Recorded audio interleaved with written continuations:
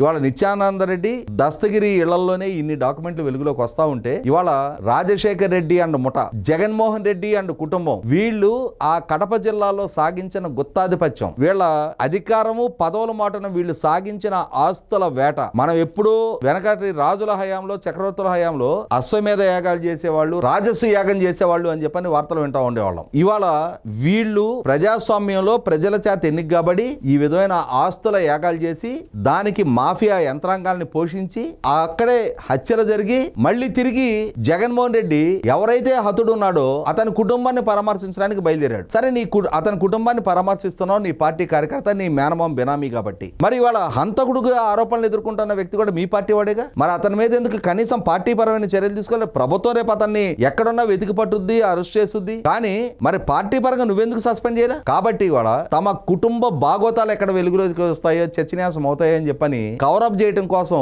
ఎలా అయితే వివేకానంద రెడ్డి గారి హత్య తర్వాత వెళ్ళి అక్కడ సీన్ మొత్తం తన కళ్ళతోటి చూసినట్టుగా రక్తి కట్టించే మీడియా స్టేట్మెంట్లు ఇచ్చాడో, ఈ రోజు కూడా ఈ దస్తగిరి కుటుంబాన్ని వాళ్ళని బెదిరించడానికో, బ్లాక్ మెయిల్ చేయడానికో, కొనుగోలు చేయడానికో ఈ సానుభూతి పర్యటన దృష్ట్యా జగన్మోహన్ రెడ్డి ప్రయత్నం చేస్తున్నాడు అనేది వాస్తవం.